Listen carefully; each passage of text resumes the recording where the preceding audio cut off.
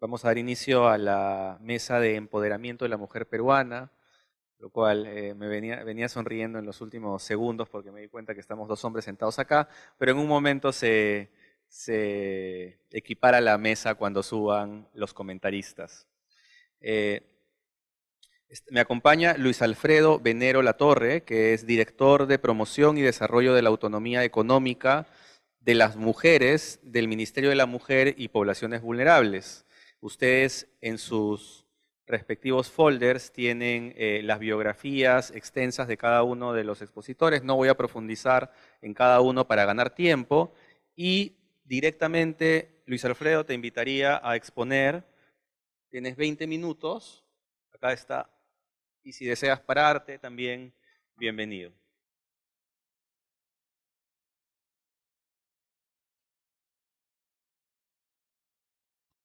Ok, muchas gracias, Elohim.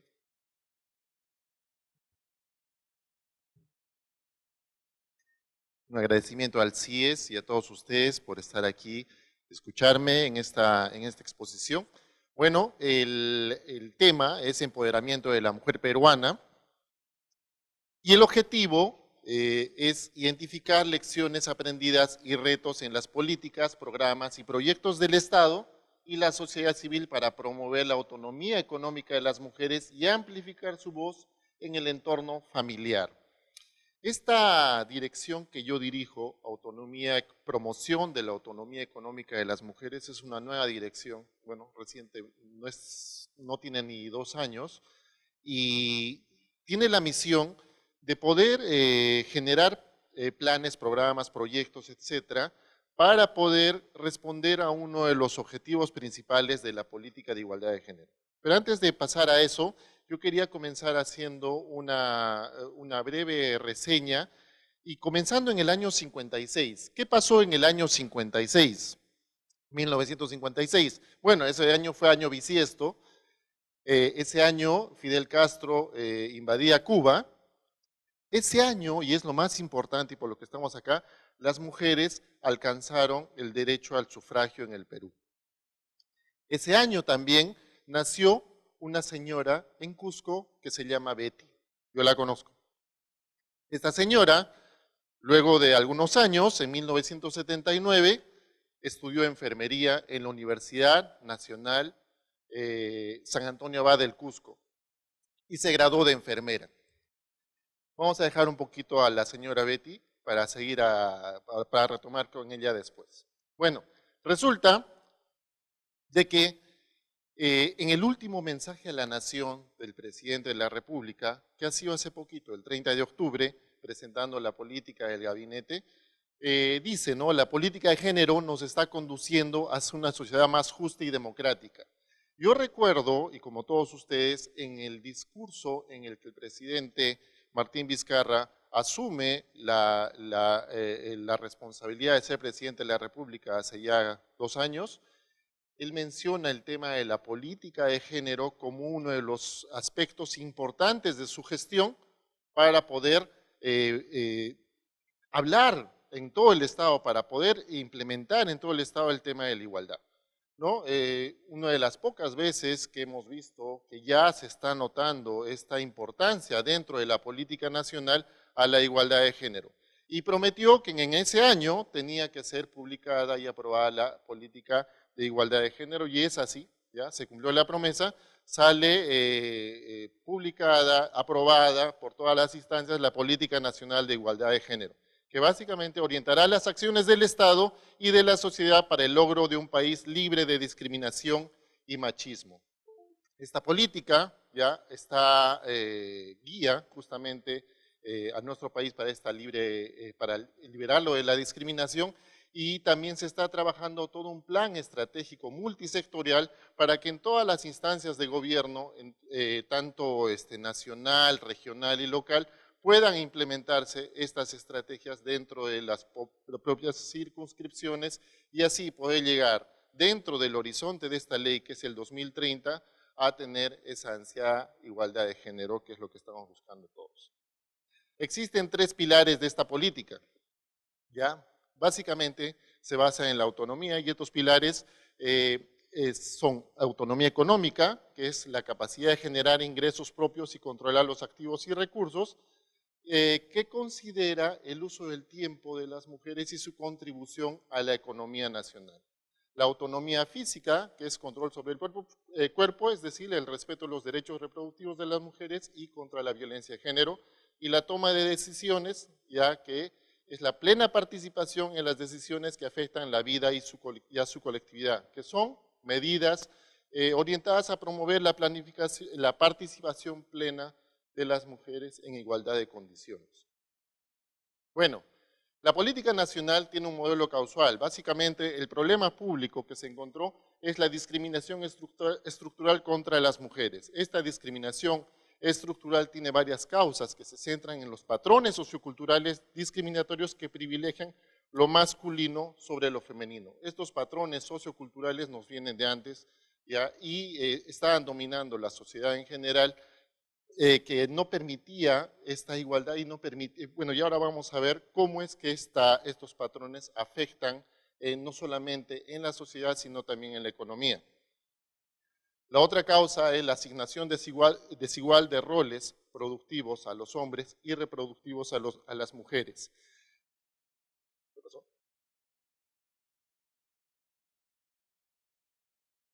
¿Ya?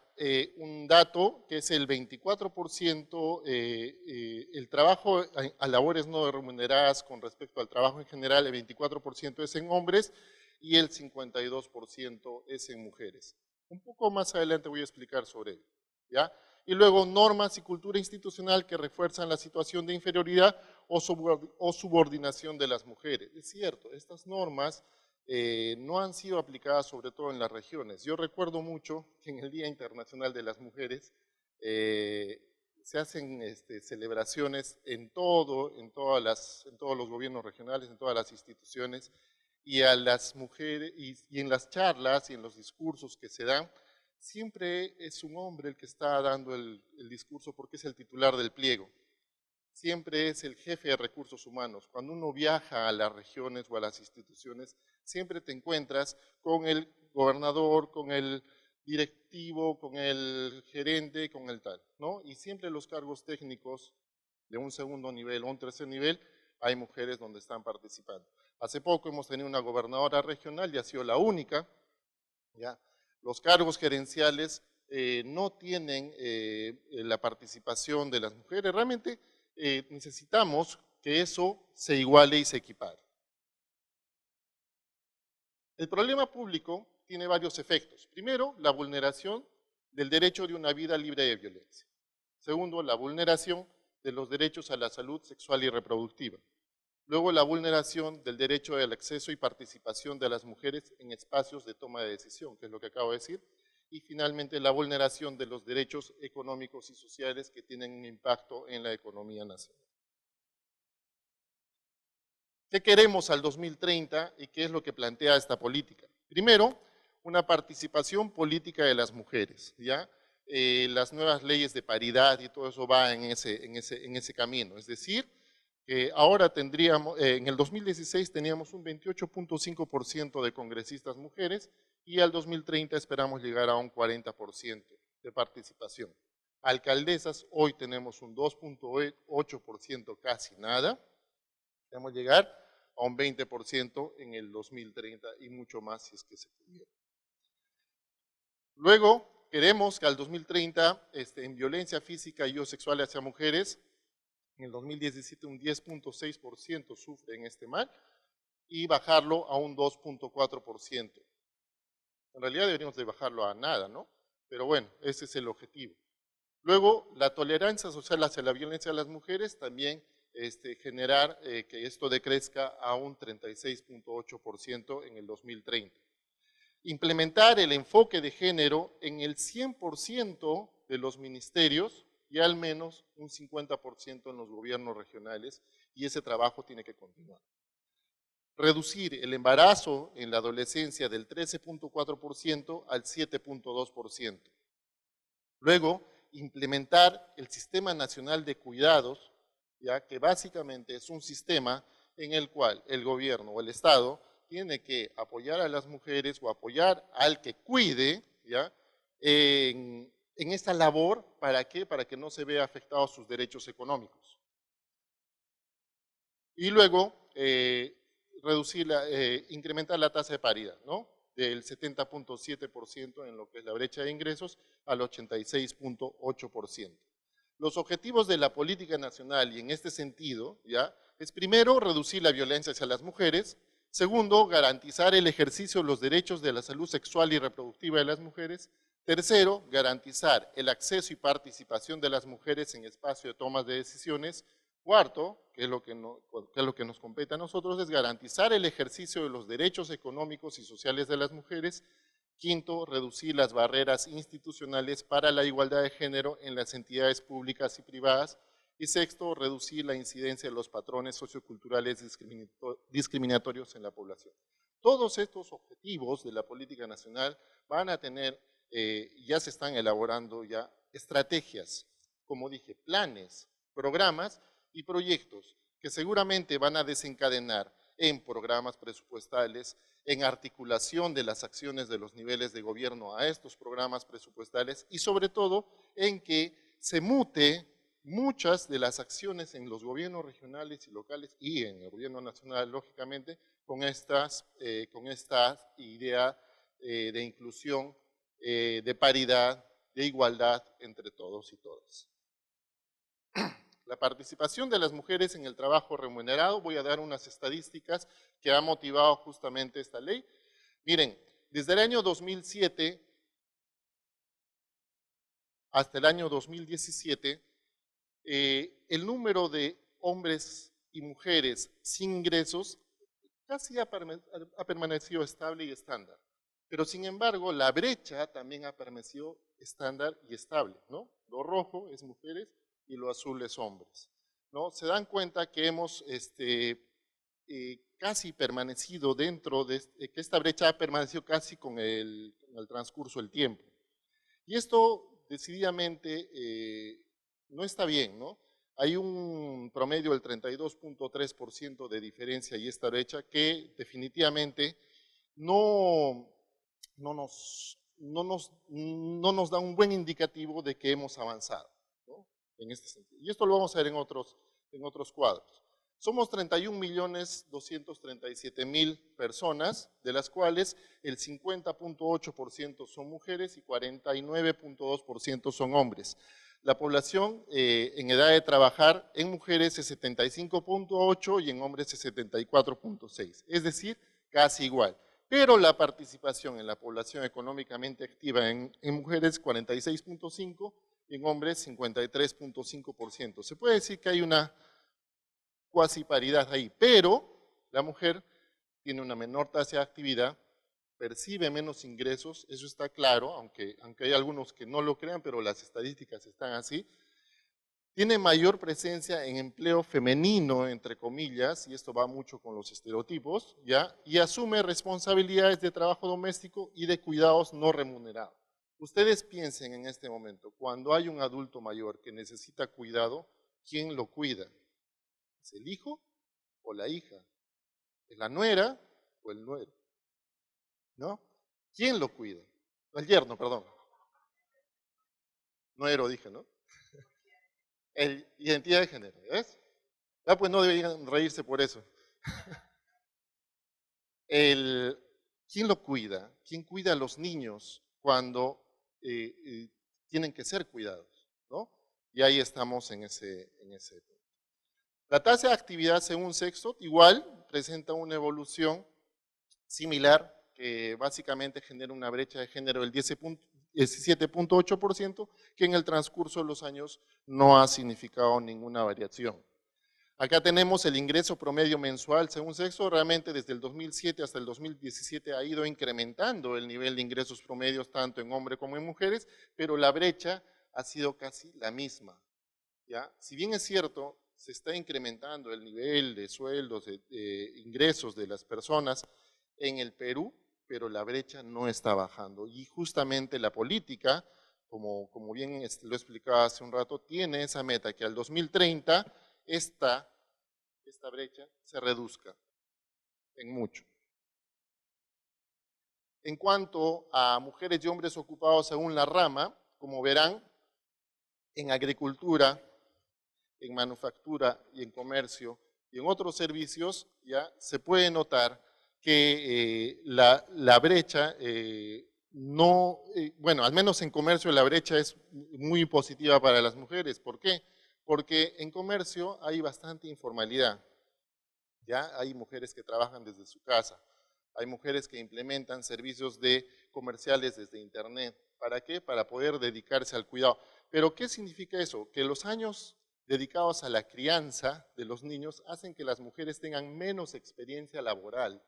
Y cuando este niño ya crezca, esta mujer que ha sido educada en contabilidad, etcétera, en cualquier carrera, quiere insertarse al mercado laboral, pero está en desventaja de los que no han dedicado tiempo en cuidado a estos niños, lo cual impacta en sus salarios, lógicamente.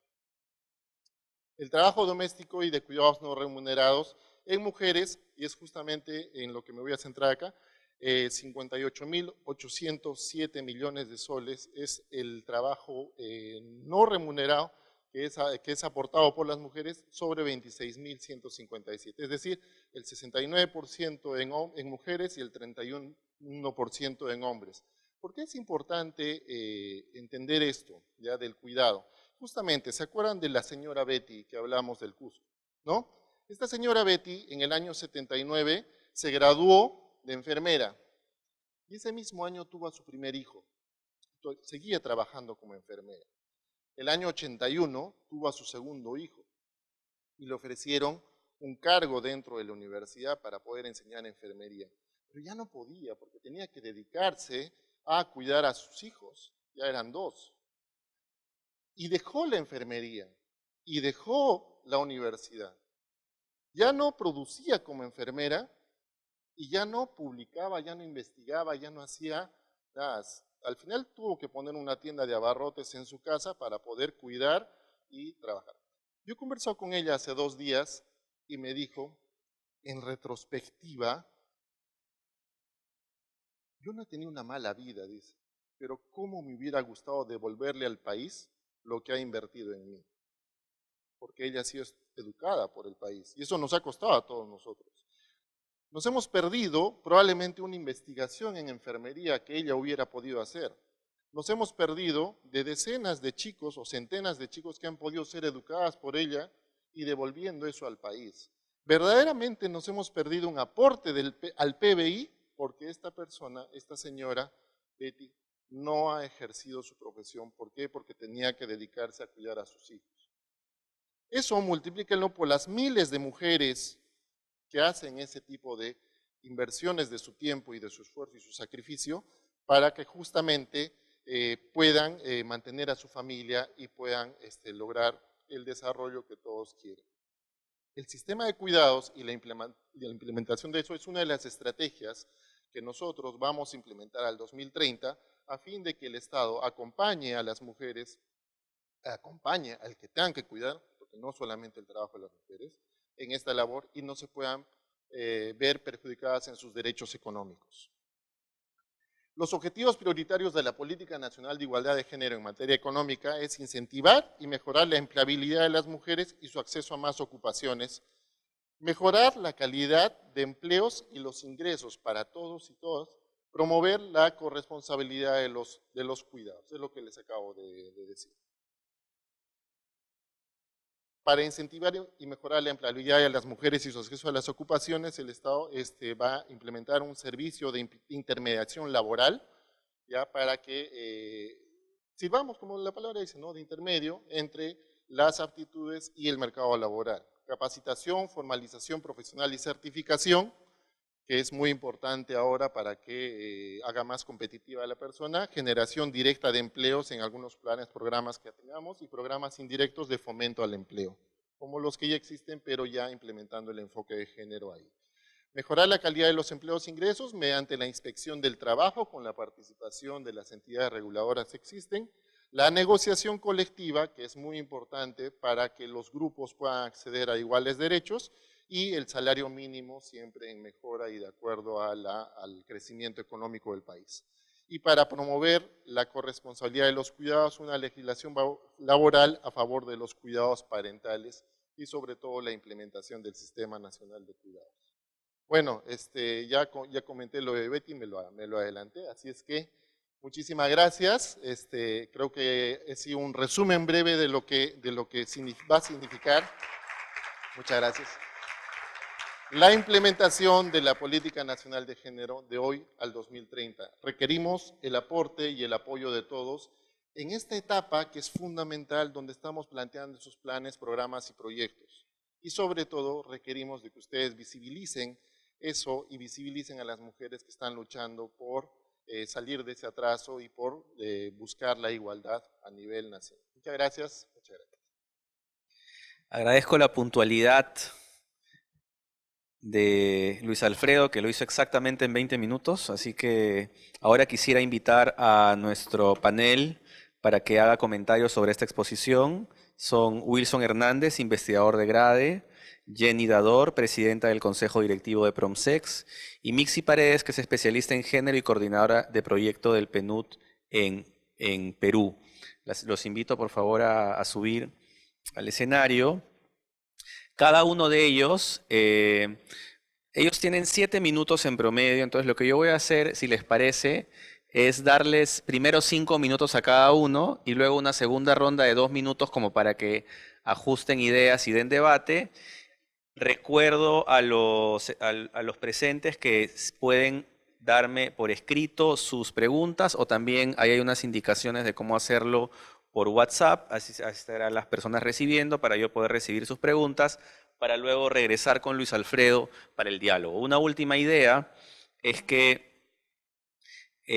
previamente hemos acordado que en estos comentarios también va a haber algunas sugerencias o recomendaciones que se pueda dar a la dirección del Ministerio de la Mujer para que pueda mejorar o hacer más fuerte la política existente, porque estos espacios, digamos, de diálogo sirven siempre como un espacio de mejora.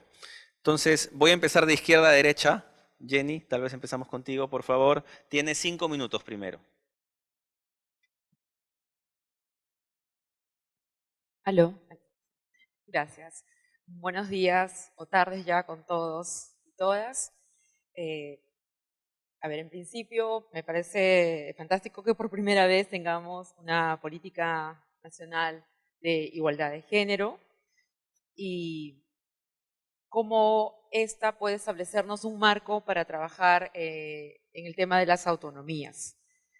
Entonces, ahí yo solamente quisiera señalar algunas breves cosas y tiene que ver con esta separación que a veces hacemos de las autonomías en los espacios físico, político, ¿no? O económico, y que en realidad es ficticio, ¿no? Porque las autonomías están todas imbrincadas y las vamos construyendo en un proceso histórico y a lo largo de la vida. Yo creo que ahí también es como fundamental que de alguna manera también lo ha señalado Luis Alfredo, pero el tema que no debemos dejar de lado es nuestra cultura, ¿no? Porque la autonomía cultural también es importante, porque esa autonomía económica, física, política, se construye, ese edificio se levanta justamente sobre nuestra cultura. Y en nuestra cultura, nuestras ideas, nuestras filosofías, nuestras cosmovisiones, está fundamentalmente todo hecho, todo es anti-autonomía femenina, ¿no? Entonces uno se dice, caramba, esto parece una bolsa de gatos, ¿no? ¿Cómo hacemos para que sobre una base cultural donde todo es contrario a la autonomía de las mujeres, construir autonomía económica, física y política? Entonces ese termina siendo un elemento, ¿no? Lo cultural termina siendo consustancial. Creo que hoy día lo estamos viendo con todas estas cosas, con todos estos casos de violencia que sentimos que cada vez es peor y decimos, carambas, pero si yo le pregunto a mi mamá o le pregunto a la señora Betty, que nació en 1956, o a mi abuela, que nació en 1900, me va a decir que hemos mejorado. Y yo creo, indudablemente, que hemos mejorado, porque no votaban, no conocían métodos anticonceptivos, no podían elegir si querían novio, novia, qué sé yo.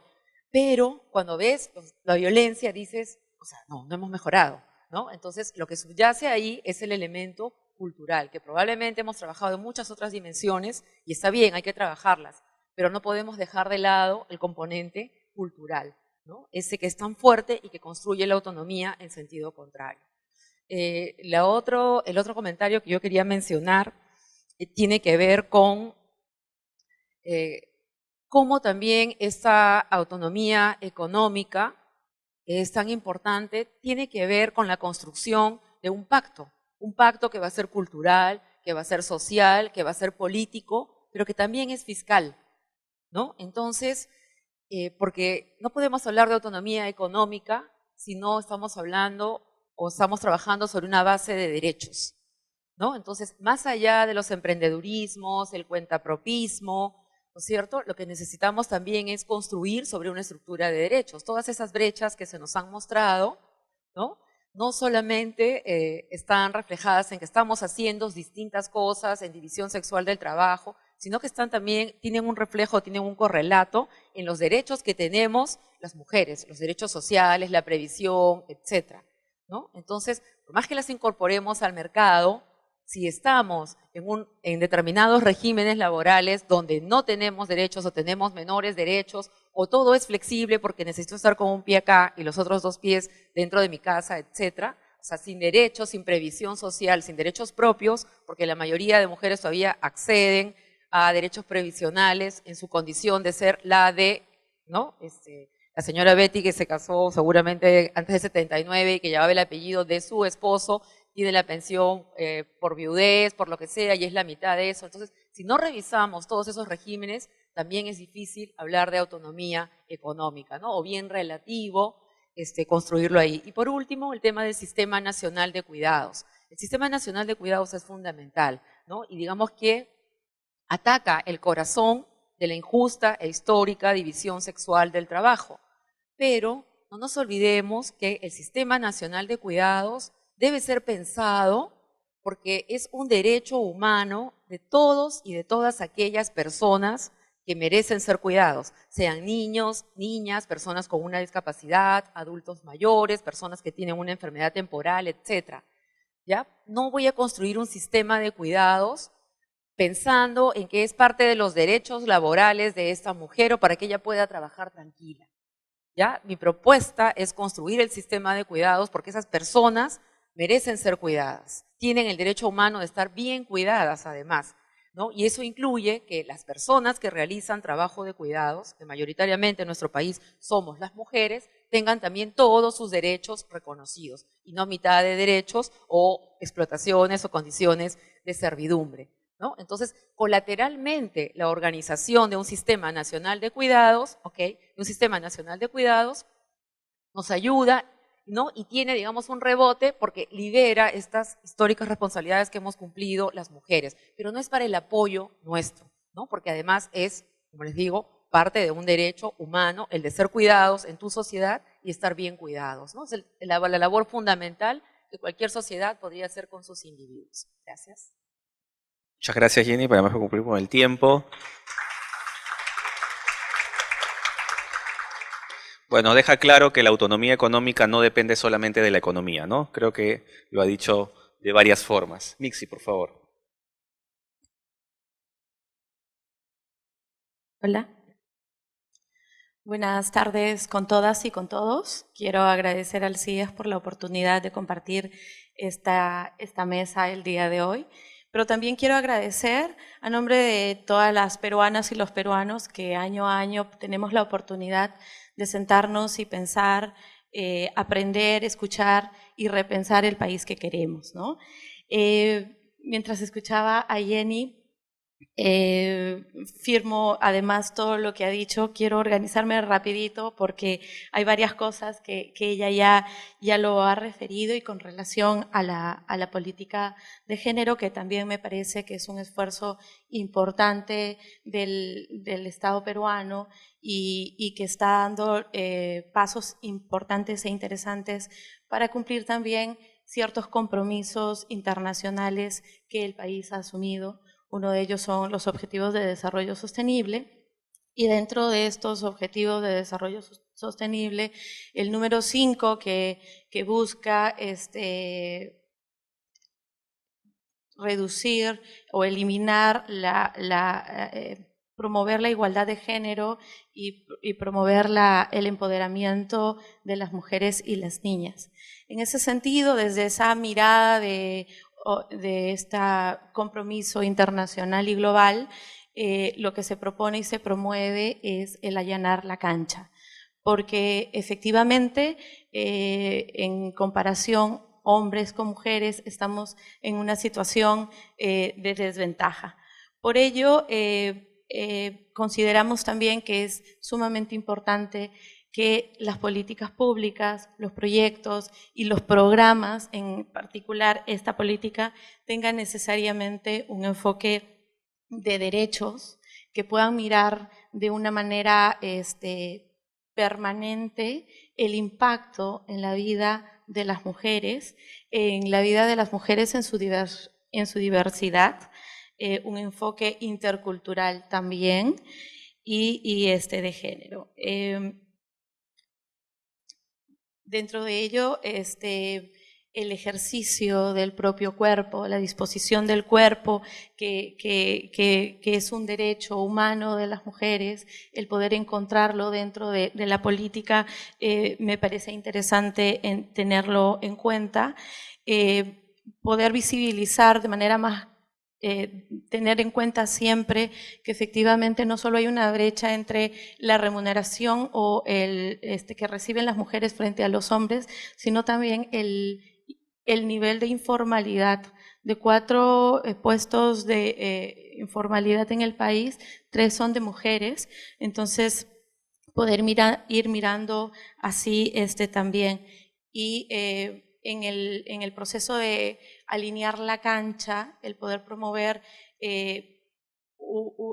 una plataforma en donde las mujeres en igualdad de condiciones puedan ir construyendo también ese empoderamiento a través de mayor participación en la toma de decisiones, en el diseño de las políticas públicas y también haciendo referencia a lo que comentabas, Luis Alfredo,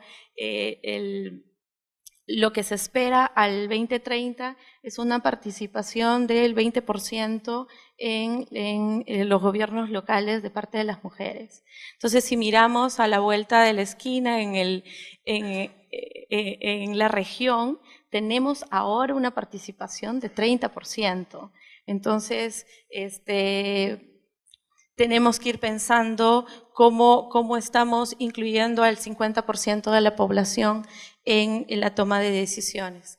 Seguía pensando en Betty también. Efectivamente, Betty decidió, tuvo la posibilidad de decidir no dedicarse a las acciones de cuidado y no desarrollarse profesionalmente, porque según lo que comentas fue una decisión.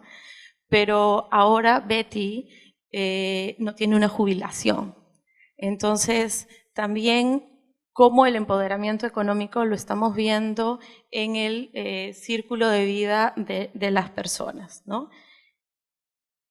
Por mi parte, creo que estoy. Gracias, Mitzi. Wilson, seguimos 5 minutos contigo, porfa. Buenos días. ¿Está prendido? ¿Sí? ¿Lo escuchan bien? Sí, ¿no? Sí. Bien, gracias por la invitación y gracias también a Luis Alfredo por plantearnos ese diagnóstico, digamos, que cubre muchos aspectos que a veces uno se olvida, ¿no? Y que creo que eso es cierto. Y en esa lógica, digamos, lo que quiero, los 3 o 4 comentarios que quiero hacer se enmarcan algo de lo que podríamos llamar la precarización de la igualdad. No de la desigualdad, sino la precarización de la igualdad, ¿no? Y me refiero a lo siguiente, ¿no? Es que ya desde hace varios años el Estado está, vamos a decirlo así, ¿no?, en la moda de los planes y las políticas nacionales, ¿no?, que son necesarios, por supuesto, los necesitamos y que existan ya es un gran paso adelante. Pero el siguiente paso, que implica la subnacionalización de esas políticas y planes, es decir, pasarlos a los niveles locales, es donde se carece. Entonces, finalmente un alcalde, yo revisaba hace unas semanas, hay 80 entre planes, políticas sectoriales nacionales, ¿no? Pero finalmente los alcaldes terminan empapelados con planes que no tienen la capacidad técnica, presupuestal ni de personal para poder aplicarlo. Ni tampoco tienen los instrumentos de gestión, ¿no? Entonces las políticas son necesarias, pero ya tienen que venir con algo más que políticas. Entonces, tiene que ser un bebé con una panadería bajo el brazo, ¿no? Más que un pan. Y en esa lógica yo creo que en varios sectores ya estamos cayendo en en una esperanza, digamos, que creo que no va a funcionar, que son los programas presupuestales, ¿no? Los que han venido existiendo, que hay como 80, un poquito más, y que en buena cuenta se construyen en base a una lógica de cuál es el problema, cuál es la solución, y lo implementamos. Y si yo me hubiera tomado 3 cafés más, hubiera identificado 3 problemas más y 5 soluciones más, ¿no? Digamos, hacia donde se está girando, y el MEF lo está moviendo hacia ese lado, es el PPOR, ¿no? El Programa Presupuestal Orientado a Resultados, que está basado en evidencia. Perfecto, todos nos deberíamos mover ahí. Pero también hay un candado, y el MEF lo sabe, es que no puede haber un PPOR para todo. No lo va a haber para todo. De hecho, hay una lista priorizada de lo que debería implementarse hasta el 2030, más o menos, en términos de PPOR, ¿no?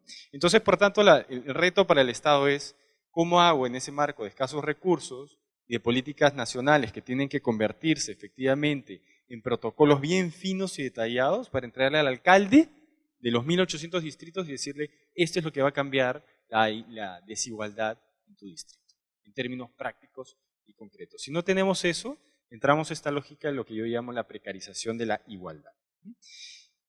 Un punto muy vinculado es el tema que tiene que ver con otra moda, que es la moda del emprendimiento, ¿no?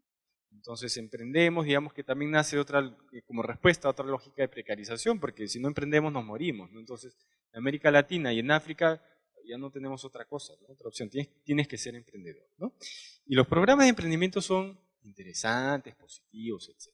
Pero hay que mirarlos también desde otro lado, y de hecho yo sé que la gente del MIM ya está empezando a hacerlo, y es que si tú alteras las relaciones de poder en una pareja, el hombre va a ser resistente. Y lo que pasa, en muchos casos, en cierto tipo de relaciones, es que el hombre agrede más. O sea, tienes una mujer más empoderada, pero tienes un hombre que reacciona. Entonces es por esto que la evidencia sobre los programas de microcréditos es un poco ambigua respecto de, efectivamente, la mujer está empoderada, pero también incrementan los índices de violencia contra la mujer. En ciertos grupos de mujeres, en ciertos tipos de parejas. Y si eso está ausente, si digamos al programa, a la ONG o al Estado, no quiere, o sea, de hecho alguna vez a una amiga, digamos, que trabajaba en una ONG, le daba como que cierto temor y reparo, meter ese componente de violencia a su programa, estamos precarizando nuevamente la igualdad, ¿no? Y en esa lógica de precarización de la igualdad, en el minuto que me queda, comento algo más que me parece muy interesante, y es que sabemos, digamos, que el principio de no discriminación lo tenemos que cumplir, es un sesgo explícito que hay que eliminar, pero en realidad hay muchos sesgos implícitos, y mucha parte de la discriminación está basada en eso, ¿no? Por ejemplo, hay un caso muy famoso, un profesor en Harvard, ¿ah? Que agarró a todos sus alumnos y los dividió en 2 grupos, ¿no? Entonces, y les dio un caso de una persona profesional. Y describió su carrera, digamos, y al final le pregunta 3 cosas. ¿Tú contratarías a esta persona? ¿Tú crees que esta persona sería buen profesional? ¿Y cómo crees que a esta persona le irá en el futuro? Pero la gracia fue que a esta mitad del salón, el caso decía, la persona se llama Howard, y la otra mitad, la persona se llamaba Heidi. No cambiaba absolutamente nada más en el caso, más que el género de la persona. Y a Heidi la castigaron en las 3 preguntas, solamente por el hecho de ser mujer, ¿no? Sesgo implícito. Yo repliqué esto, ojalá que algún día de una vez lo publique, con universitarios y salió exactamente lo mismo, ¿no? A Alejandra la castigaron en las 3 preguntas versus Alejandra. Entonces ahí me quedo.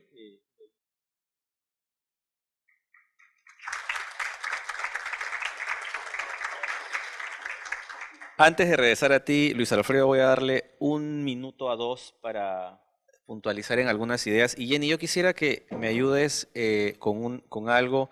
Tú dijiste una frase bien fuerte, dijiste que todo atenta contra la autonomía en la mujer. Todo dijiste.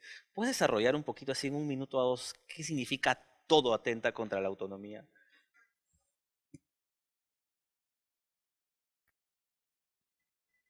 Lo dije en nuestra cultura, ¿sí? Refiriéndonos a nuestra cultura, me refería a los mitos fundantes que explican el origen de nuestra cultura, ¿cierto? Si revisamos la mitología, las cosmovisiones. Me refería a eso, ¿no? Cómo se funda nuestro gran imperio, ¿no es cierto?, junto con el Maya y todo, que son nuestro orgullo, ¿no? Y hay una explicación fundante, la que mayoritariamente circula, porque las que no tenían esa cosmogonía, ¿no es cierto?, están un poco refundidas y recién en los últimos años empezamos a recuperarlas, ¿no? Pero es justamente una explicación fundante basada en una división sexual del trabajo, ¿no? Manco Cápac enseña a los hombres a labrar, a pescar, a hacer, y Mama Ogllo nos enseña a tejer, a bordar, a cocinar, ¿no? Entonces, luego está también los procesos de educación en la escuela, ¿no? Igual, la educación, aunque estudiemos niñas y niños juntos, aunque sea mixta la educación, todavía se sigue separando para determinadas prácticas, para determinados deportes, etcétera, ¿no? Luego, en los vínculos, en el ámbito de la familia, ¿no? En nuestros vínculos con la madre y cómo las mujeres, las madres, tienen el encargo en nuestra cultura, ¿no es cierto?, de ser las formadoras de las niñas y de los niños, y a las niñas les enseñan la sumisión, ¿no es cierto? Si nosotros miramos la ENDES y los datos que encontramos, cuando las mujeres no acuden a poner una denuncia, ¿por qué es que no denuncian o no buscan ayuda en una institución?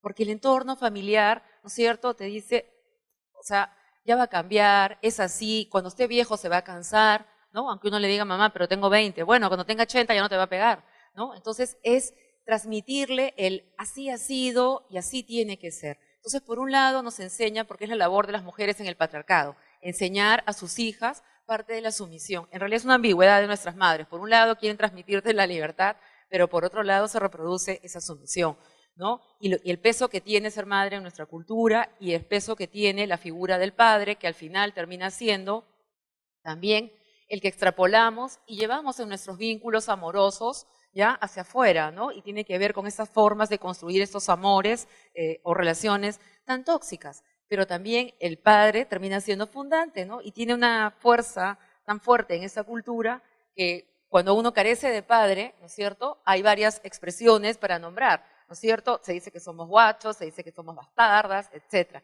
Pero cuando se carece de la madre, ¿no? O sea, no hemos inventado un término, ¿no? O sea, ¿cómo se dice? Porque ser huérfano es no tener papá o mamá, o sea, ¿eh?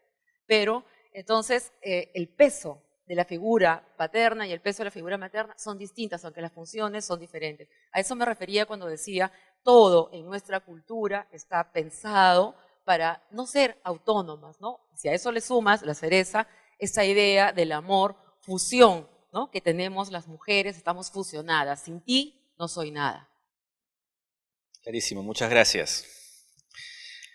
Mixi, hay una parte en la que tú dijiste que el impacto de la autonomía económica o de la falta de ella impacta en todas las dimensiones de la mujer. ¿Puedes desarrollar esa idea de cuáles son todas esas dimensiones a las que te refieres? Sí, claro. Estaba comentando con relación a Betty, porque había sido el personaje que se nos había acercado en el proceso, ¿no? Betty tuvo la posibilidad, porque había tenido la formación y las oportunidades y los espacios, según la descripción, de poder tomar ciertas decisiones con relación a su desarrollo económico o a su independencia económica. Ella, según la referencia, tomó la decisión de dedicarse al cuidado de sus niños, por cuestiones culturales, como dice Yeri, por cuestiones de cómo nos forman, etc. Al final del camino, esa decisión tiene un impacto. Ese impacto, desde la perspectiva económica nada más, significa que hoy nuestra amiga Betty, por la decisión que tomó, significa no tener jubilación. Esa decisión en el círculo, en el proyecto de vida, en el periodo de vida, no la tomó su esposo y probablemente el esposo sí tiene una jubilación. Entonces, quería como forzar a través de mis reflexiones, el mirar más allá, el intentar mirar más allá de lo que significa la independencia económica o el empoderamiento, que no significa únicamente el recibir una remuneración al final de mes, sino también o una transferencia condicionada, sino también mirar cuál es la lógica de esa transferencia condicionada, por qué se le da a las mujeres, por qué tienen esa concepción de la maternidad y que va a usar más del 90%, o esa transferencia en la familia y no en ella misma. Por lo tanto, descuida su salud, etcétera, ¿no? Con estas decisiones que va tomando, que son culturales, que hace que su morbilidad sea mayor, etcétera. Entonces, eso es lo que quería compartir. En las reflexiones, y no lo comenté si me permiten, considero también que es necesario que cada una de las propuestas de política pública, proyectos y programas que desarrolle el Estado o todos los que están implementando investigaciones y proyectos, yo creería que es necesario tomar en cuenta la voz de la gente, de la comunidad. La política pública tiene un impacto en la vida diaria de la gente. Y si no les preguntamos si les parece bien, ellas tienen la experiencia. En el caso de Villa El Salvador, y lo comentábamos hace un momento, hay experiencias maravillosas de mujeres que tienen más de 30 años comprometidas en el tema de la violencia. ¿Qué hacemos con toda esa experiencia, con todo ese conocimiento, para que abonen a esta política pública que quiere dar una respuesta en la vida de la gente? Gracias. Wilson, la última para ti, así en 2 minutitos. Cuando uno está en estas cosas de género y es hombre, le surgen cuestionamientos todo el día de todo lo que haces, ¿no? Pero en este caso, en este caso particular de empoderamiento de la mujer, de autonomía económica, tenemos un rol que hay políticas que tienen que caer también sobre nosotros en esto. O sea, porque yo hasta ahora todo lo que he escuchado es sobre el 50% y el otro 50%. Sí, de hecho es un punto muy interesante, ¿no? Porque, o sea, ¿cómo empoderamos a los hombres para que puedan estar tranquilos con una mujer empoderada? ¿No? Por decirlo de una forma, ¿no? Sí, muchos hombres asienten. Y claro, digamos, bajémosle un plano así bien coloquial, bien simple, ¿no? Yo tengo amigos que en algún momento me han hecho el comentario, ya sé entonces quién lleva los pantalones en tu relación, ¿no? Entonces, claro, y eso supuestamente es algo para hacerte daño, ¿no? O sea, un pequeño cuchillito, ¿no? Y creo que muchas de estas cosas que forman parte de los micromachismos, etcétera, es algo sobre los cuales no trabajamos porque dejamos que la otra parte justamente cambie por defecto, ¿no?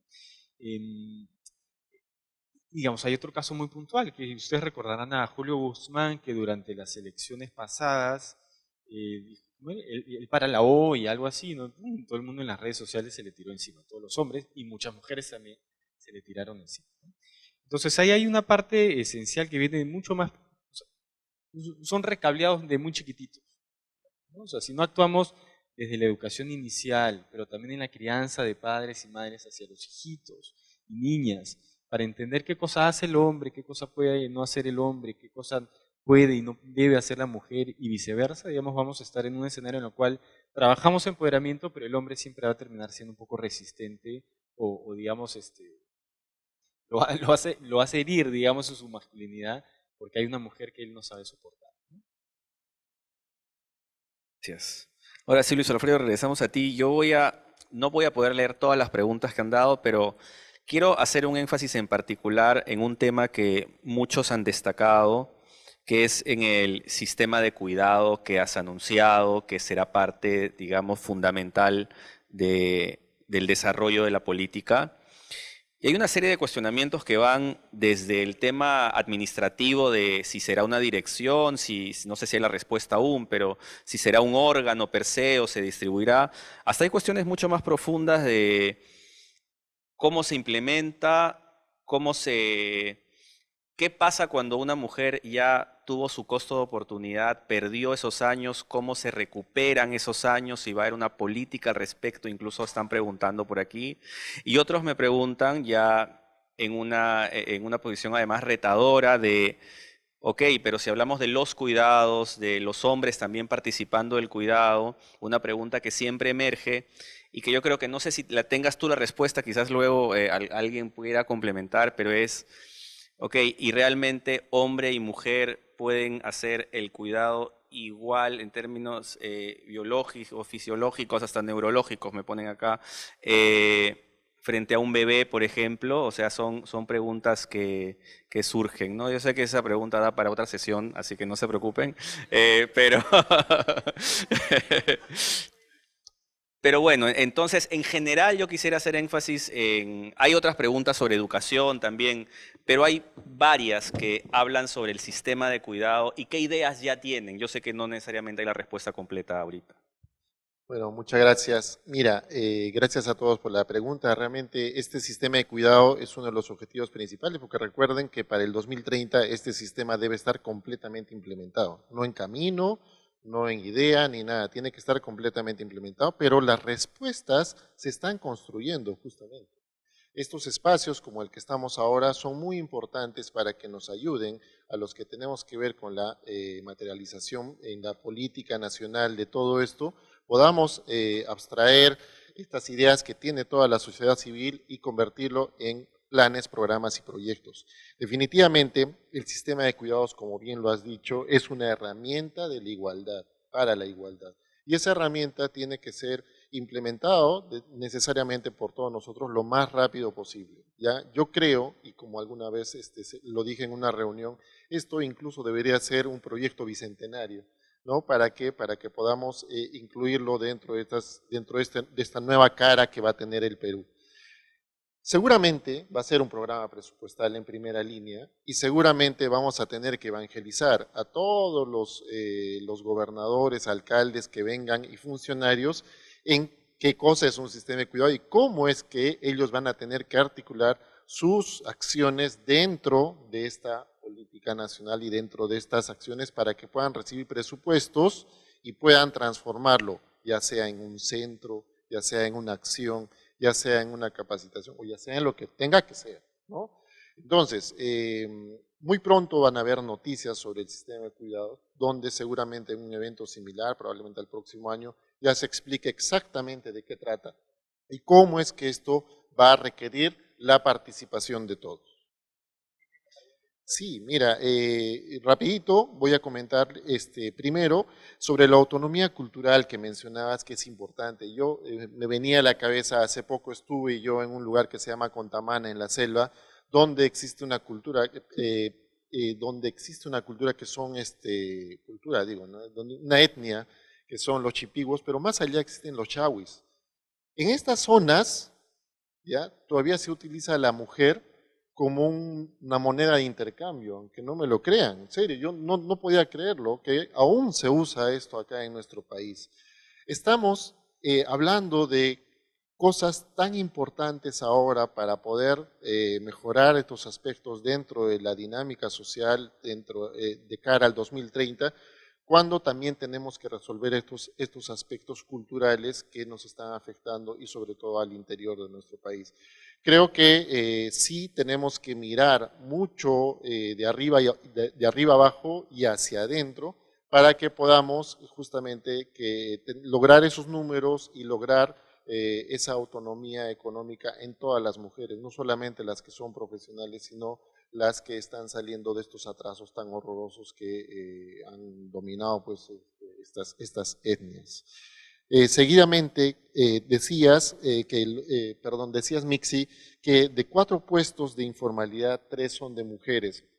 Yo aprendí en todo el proceso de mi vida profesional que el volver formal a una persona no puede ser una barrera, o sea, el Estado no puede plantear barreras para que pasando esta barrera eres formal, sino el Estado tiene que plantear procesos de formalización, ¿ya? Porque la formalización es un proceso.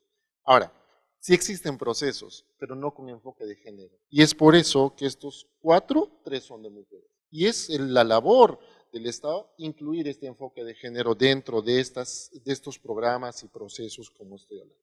Finalmente, ¿cómo llegar a un alcalde para que entienda que la política debe tener resultados? Esta es una discusión en todos los aspectos, en todos los ámbitos y no solamente en este. Los alcaldes lo primero que piensan es hacer un monumento a Pachacute, o a La Papa o a lo que fuera. Franco, es lo primero que piensan, ¿no? Y hay sitios millonarísimos como Charate, como Ite, donde uno llega y encuentra la plaza más fastuosa y la municipalidad más gigante, pero no hay agua potable.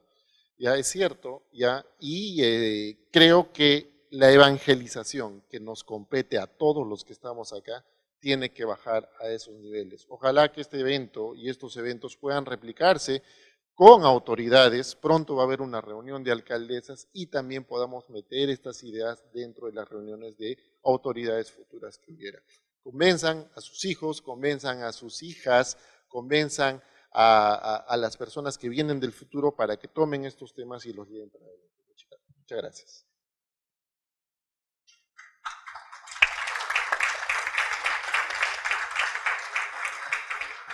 Bueno, lamentablemente en 1 hora y 15 no podemos resolver todo el empoderamiento de la mujer peruana. Creo que está tomando bastantes años y espero que siga así. Muchas gracias, así es, por poner este tema en agenda. Muchas gracias a todos los panelistas, a quienes pido, por favor, un aplauso para todos juntos. Y los invito a que continuemos la conversación ya en la sala, dado de que estamos en un espacio de break hasta dentro de varios minutos. Así que podemos seguir la conversación de 1 a 1. Gracias.